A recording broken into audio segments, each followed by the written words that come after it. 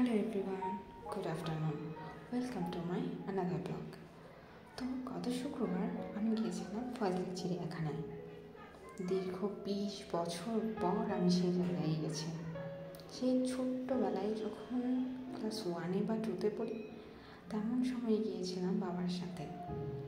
আজকে আবার দীর্ঘ 20 বছর পর জায়গাটা কতটা যে সুন্দর করেছে।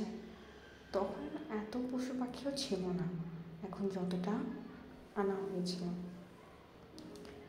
জায়গাটা এতটা সুন্দর করেছে যা বলার বাইরে।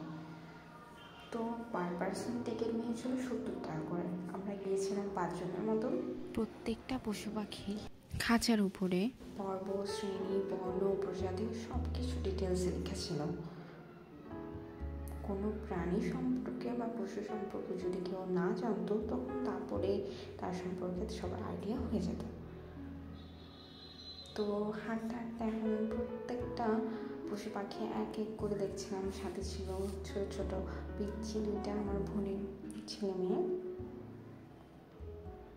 এই যে দেখছো বাবা শুয়ে আছে। তো এখন চলে এলাম দেখতে অজগর সাপ।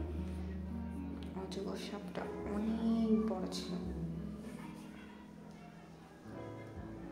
এই যে দেখছো জেব্রা।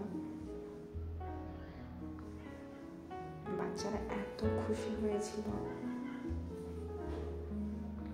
এখন হাঁটতে হাঁটতে উপরের দিকে যাচ্ছিলাম। সিঁড়িগুলো এত সুন্দর ছিল, বিভিন্ন কালারে করা হয়েছিল।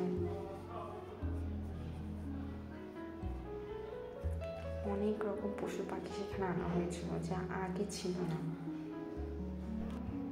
চিড়িয়াখানায় সেদিন এতটাই মজা হয়েছিল। অফিস শেষ করে সবার সাথে ঘুরতে যাওয়ার একটা অদ্ভুত অনুভূতি। দেয়ালগুলো কত সুন্দর কালারিং করা ছিল। এখন আমরা সিঁড়ি দিয়ে নিচে নেমে গিয়েছি। এখন নিচের ওখানে অনেক রকম বসার জায়গা ছিল, সবাই ওখানে বসেছিল। এখানে বাচ্চাদের জন্য অনেক রকম খেলনা ছিল, দোলনা ছিল।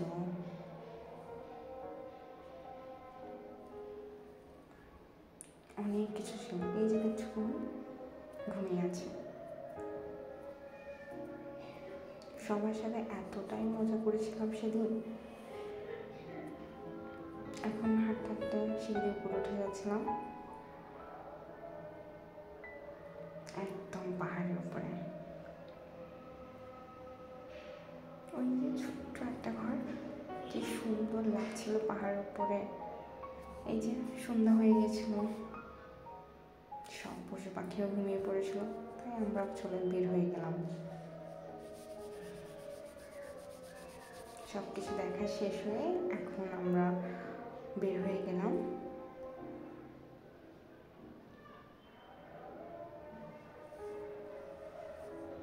তো এই তো দেখলাম রাস্তার মধ্যে অনেক সুন্দর সুন্দর দোকান বসেছিল। সেখান থেকে অনেক কিছু কেনাকাটি করে নিয়ে তারপর গেলাম ফুচকা খেতে। ফুচকা না খেলে কি হয়।